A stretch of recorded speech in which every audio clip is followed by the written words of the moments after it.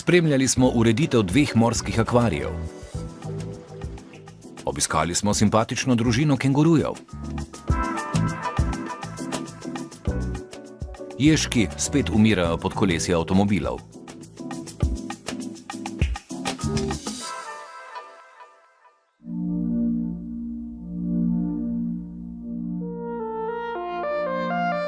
Pozdravljeni! Ljudje si od nekdaj želimo del narave prenesti v naš dom. Še posebej privlačen je podvodni svet. V današnji oddaji o živalih in ljudeh bomo spregovorili o morskem akvariju.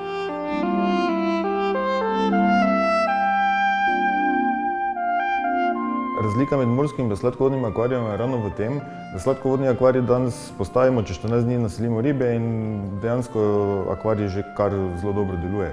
Medtem ko morski akvarij, pri morskem akvariju se sestavi, se počaka nekaj mesec dni samo z živim kamenjem, tako kot je tukaj v tem primeru.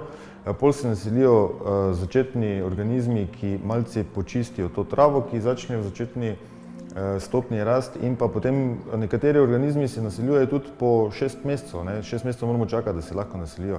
V grobem pa bom rekel, morski akvarij, da je v takšnem stanju, da je zelo lepo deluje, moram reči, da včasih tudi 1 leto traja. V manjši akvarij lahko naselimo manjše ribe. Med temi ribami so recimo klovnčki, poznani iz te risanke Nemo. Lahko tudi kakšno anemono jim zraven damo, lahko damo tudi kakšnega manjšega kirurga. Pri večjih akvarijih smo pa potem seveda imamo bolj prosto pot in lahko naselimo tudi dosti več rib. S tem, da moramo pa vseeno paziti, ne glede ali akvarij tudi 5000 litrski, določene vrste ribe enostavno ne grejo skupaj. To pomeni, da določene vrste skupin, ki so, grejo skupaj, podskupine pa žal ne. Ali pa laično povedano, 2 isti barvi rib, te določene vrste rib ne smemo dati skupaj, medtem ko 2 različni vrsti z različnimi barvi rib pa lahko damo. Mi smo spremljali ureditev 2 morskih akvarijev. Ta akvarij je star sicer več kot leto dni, ampak je bil še mesec dni nazaj sladkovodna izvedba. Gospod se je odločil, da bomo ga spremenili v morskega, tako da smo približno pred 1 mesecem ga spremenili tudi v morsko izvedbo. Zdaj je akvarij približno 1 mesec funkcioniral tako, kot ga vidimo danes, in zdaj je že čas, da lahko naselimo prve morske organizme. Prvi organizmi morski so patile, ježki, zvezde, kozice. Jaz s tem organizmom pravim čistilno osebje iz enega enostavnega razloga, zaradi tega, ker zdaj se bo iz tega kamna razvilo kar nekaj trave, alg in ostalih stvari in potem ti organizmi to malce počistijo. Bistvo vsega tega je pa predvsem to, da se ustvari čez kakšen mesec dni stabilni vodni biotop in takrat tudi potem lahko že gospod se odloči za določene vrste rib, koral in pa kakšne bolj zahtevne morske organizme.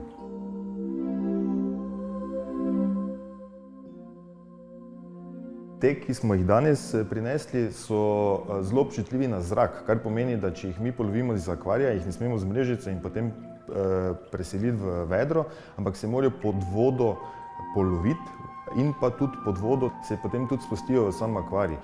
Težava bi bila, če bi prišlo te zadeve na zrak in že vedno obstaja, kar bom rekel, en majhen rizik, ko določen morski organizem menja okolje, če pa še ga nepravilno transportiramo oziroma prenašamo, potem pa je zadeva še lahko bolj pereča. Koliko vzdrževanja potrebuje morski akvarij? Koliko dela? Vzdrževanje je odvisno predvsem od tega, kakšni bojo morski organizmi.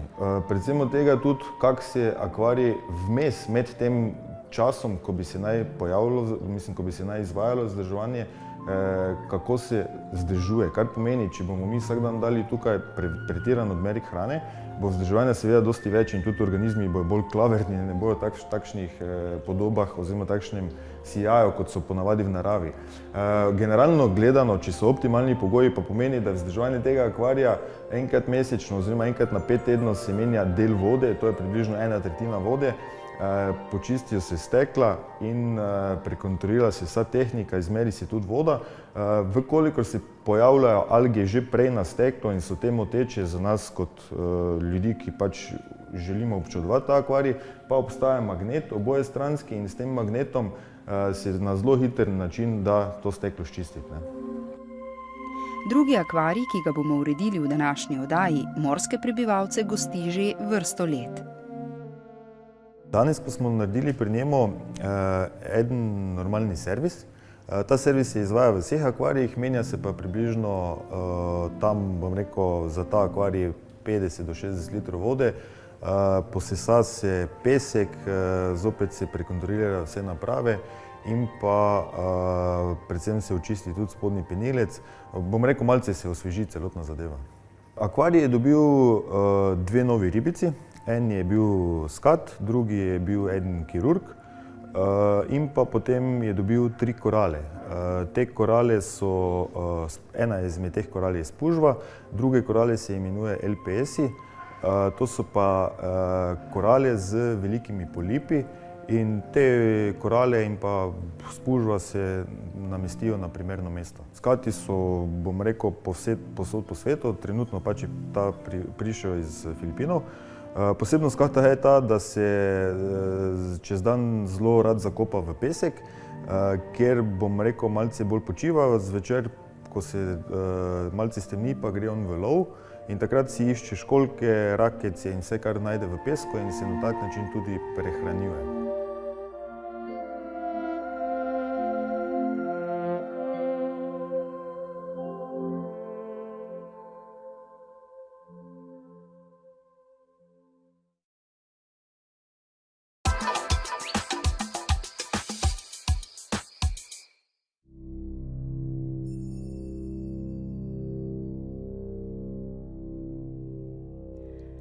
Premajhni prostori, ometki odpada, razpoke v stenah in zastarela oprema.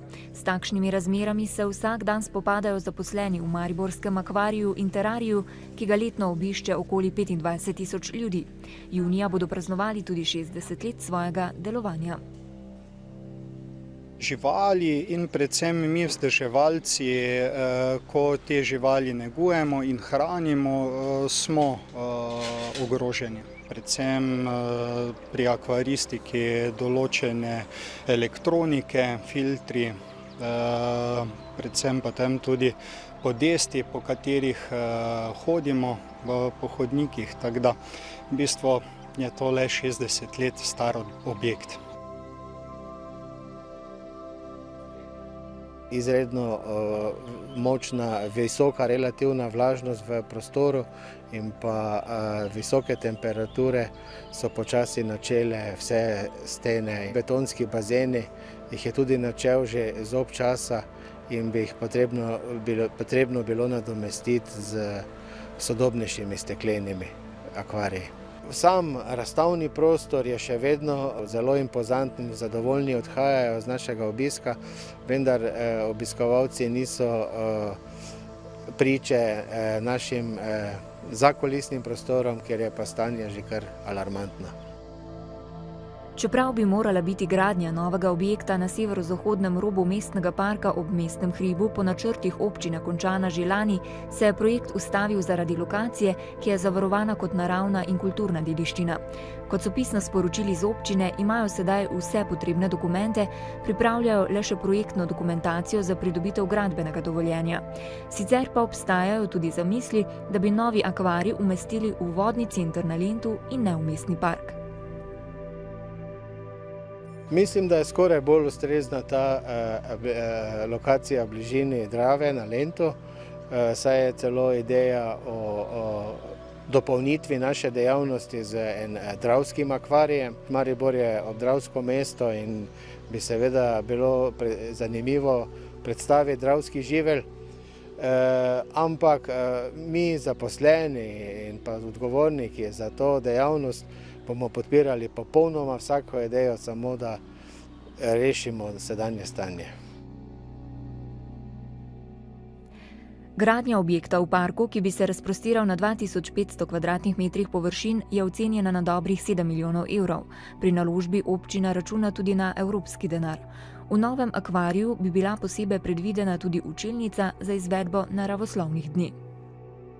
To bi bilo res nujno potrebno pri nas, saj smo za to vrstne naravoslovne dneve precej zanimivi, ampak prostorsko smo tako omejeni, da se mnogo potem pedagogov ne odloča za izvedbo teh naravoslovnih dni pri nas. Kljub temu, da se zaposleni v mariborskem akvariju v terariju soočajo z nevzdržnimi razmerami, pa svoje delo še vedno opravljajo z veseljem. V aprilu so okrepili tudi svoje kačje vrste. Smo pred kratkim nabavili par zelenih mamp, kar je bil nenehno pritisk obiskovalcev, ker so jih želeli videti. Potem so pa še seveda druge zanimive živali na novo naseljene, kot so pritlikave, klopotače, nosorogi gadi iz Afrike, sicer še mladički, ampak po barvitosti ena najlepših kač. Na 480 kvadratnih metrih približno polovice razstavnega dela imajo 120 vrst rib in rakovk ter več kot 50 vrst plezilcev in dvoživk z vsega sveta. Akvarij in terarij v Mariboru namreč velja za eno pomembnejših tovrstnih ustanov v južni in srednji Evropi.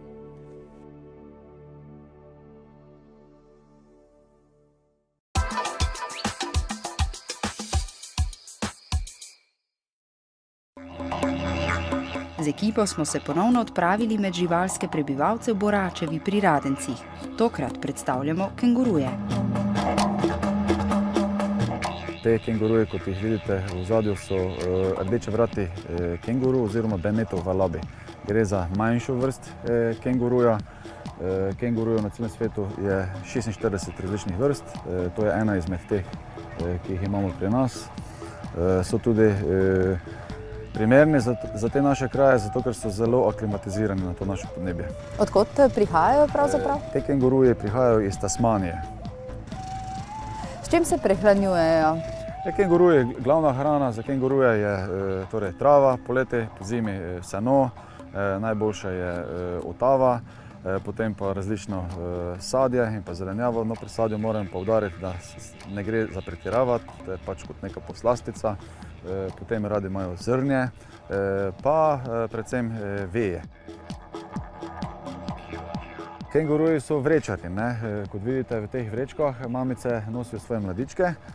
Zdaj malo kdo ve, da imajo stalno v sebi 3 mladičke, zraven tega, ki zdaj ravno kar kukajo iz vrečk in že postajajo bolj ali manj samostojni. Ima še enega manjšega mladička, ki se je zdaj začel razvijati, in pa en embrio, ki stalno miruje. In ta embrio se v bistvu ga mamica sproži ali takrat, ko izgubi tega mladička, pride do kakšne nesreče v naravi, ali pa v primeru, recimo, ko živijo v teh velikih prostranstvih, ni samčeka, recimo, ima takšne težje pogoje za preživetje in je potem narava jih tako obdarila. Pri kengurujih moram poudariti, so zelo take strahopetne živali, torej zelo se bojijo, zaupajo bolj ali manj enemu in istemu oskrbniku, torej jaz se lahko približam, mi jejo tudi z roke. Če pa pride do nekega nenadnega hrupa, recimo, ali pa pasjega lajaža, pa je potem lahko to tudi za njih usodno, torej zelo stresno. Imajo zelo kratko življenjsko dobo, živijo tam do 9 let v ujetništvu, redko tudi do 12 let. Rad bi povedal, da imajo mladička samo enkrat letno, tako da je njihov ta razmnoževalni ciklus dokaj počasen.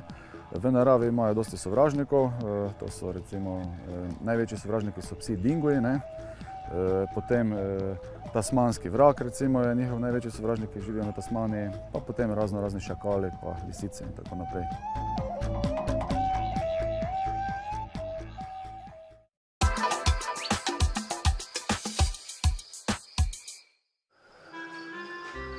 Spoznali bomo še 2 predstavnici dvoživk, za katere skrbijo v vivariju. Voščene rege so drevesne žabe, ki prebivajo v Avstraliji. Tisto prvo, kar opazimo pri voščenih regah, so njihovi razširjeni prsti, razširjene pravzaprav konice prstov, in na spodnji strani imajo oprijemalne ploščice, ki jim omogočajo, da lahko plezajo po zelo gladkih površinah, kot so na primer po listih, steblih, lahko pa tudi po steklu. in njihova koža je zelo gladka, v njej so številne žleze, ene izločajo snus, potem druge pa izločajo poseben strup, ki varujejo živali pred okužbami z mikroorganizmi. Potem je tudi značilno za dvoživke nasploh, da se levijo. To pomeni, da ulevijo roževinasto plast kože, velikokrat jo tudi pojedo. Za voščene rege je pomembno, da je terarij dovolj vlažen. Vseeno to mora biti dovolj zraka, torej prezračevanje, zato je na vrhu pokrit z mrežo. Vseeno pa so položena tudi steklo, ki zadržuje vlago. Podlaga je mešanica, potem pač prsti za presajanje rastlin, šote in pa peska. In jo tudi redno vlažimo, prav tako zalivamo rastline, ki so v terariju. Ker so pač voščene rege drevesne žabe, je pomembno, da imajo v terariju tudi kakšno vejo, po kateri lahko ležejo. Čez dan pa se ponovadi skrivajo, ker so pač večinoma nočne živali. V terariju imajo tudi posodo z vodo, v to posodo pogosto tudi iztrebljajo, zato jo tudi redno menjavamo.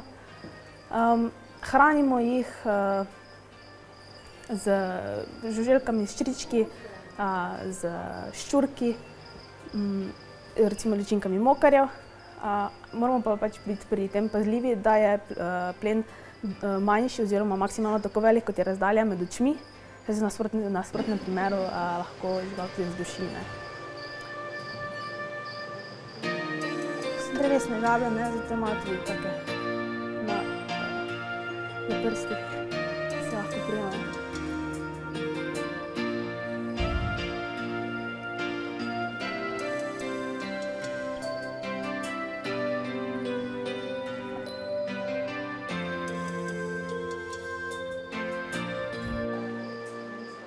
Z navadnimi krempljarkami, ki živijo v celinskih vodah Afrike, je povezana vrsta zanimivosti.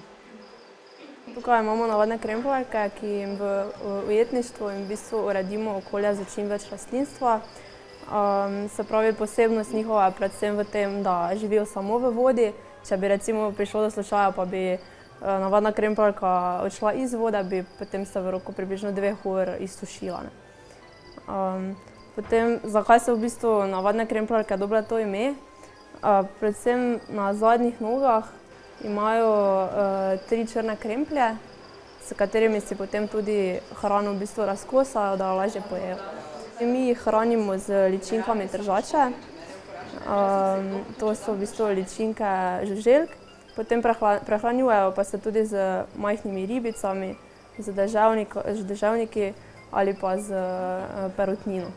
Navadne krempljarke so postale poznane po letu 1930, ko so jih v bistvu začeli uporabljati za test nosečnosti.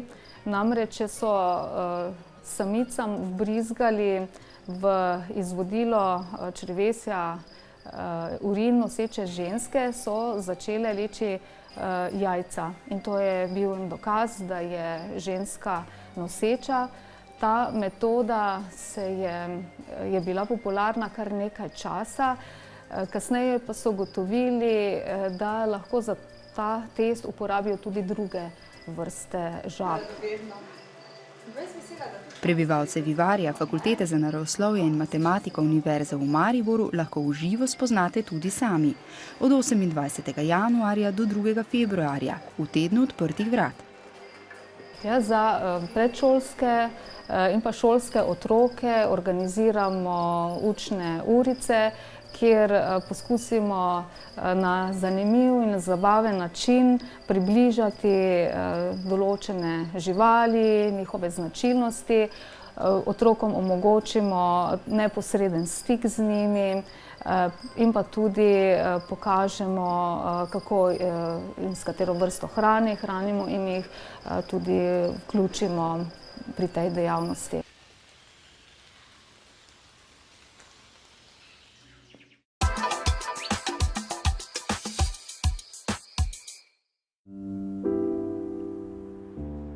Prometna infrastruktura v Sloveniji v zadnjih 2 desetletjih hitro narašča, predvsem na račun cestne infrastrukture. Stop Jež je projekt za večjo varnost živali na cesti, ki ga Inštitut Lutra izvaja s podporo sklada za nevladne organizacije iz Švice. Prizadevamo si čim bolj opozoriti na živali kot ranljive udeležence v prometu.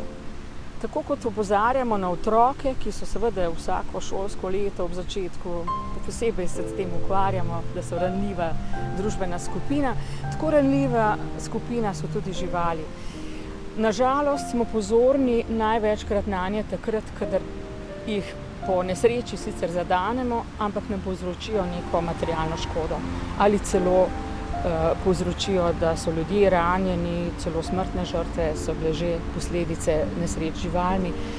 Mi pa posebej opozarjamo na manjše živali, zato je simbol tega projekta ježek. Jež, ki jih vidimo spomladi, v jeseni, ogromno povoženih. To so živali, na katere nismo pozorni ravno zato, ker so majhne, spregledamo jih, mislimo na kaj drugega medtem, ko se vozimo, ko smo za krmilom in enostavno tudi ne povzročijo kakšne posebne škode. Seveda imajo pa škodo same, največkrat jo plačajo kar življenjem. Slovenija je ena od evropskih biodiverzitetnih vročih točk, kar pomeni, da se ponašamo z veliko pestrostjo rastlinskih in živalskih vrst. To se na žalost pozna tudi na cestah med žrtvami. Na žalost tega majhnega živalskega proletariata nihče ne šteje. In to lahko samo predvidevamo po nekih naših štetih, zdaj vzorčnih, da grejo v 10 000 in več na leto. Samo na enem odseku avtoceste recimo je po 2000 ptičev naenkrat lahko ob enem štetju naletimo na mrtve. Seveda po nekem času iz te ceste tudi izginejo, vrane jih raznesejo, drugi plenilci in tako naprej. Ne? Ampak za srne recimo je znan podatek okrog 6000 na leto za Slovenijo. To je velika številka. Če postavite 6000 srn na nek travnik, je to zelo velika čreda. Ne? In te izgube se tudi včasih v populacijah poznajo. Pri srnjabi verjetno ne toliko, ker ima kar ugodne razmere življenjske pri nas, ampak pri kakšnih drugih vrstah, če vzamete, da smo našteli 9 sov malih uharic ob enem samem pregledu 3-kilometrskega odseka, potem se to res lahko pozna. In zakaj? Zato, ker ljudje ne mislimo pri načrtovanju naših prometnic na prometnice, ki jih uporabljajo živali, na njihove stečine. Tam je že nekdo živi, preden smo mi napeljali cesto, imajo ustaljene poti, nekatere celo stoletja, in seveda jih uporabljajo še naprej, saj skušajo jih uporabljati. In ko poskušajo to prideti pač do hrane, do vode, do svojih vrstnikov in spolnih partnerjev, prečkajo naše prometnice. Zato se dogajajo te nesreče. Pripravili so tudi informativno zloženko. Njihov namen pa je seveda vzbuditi pozornost in premislek tistih, ki so za volanom.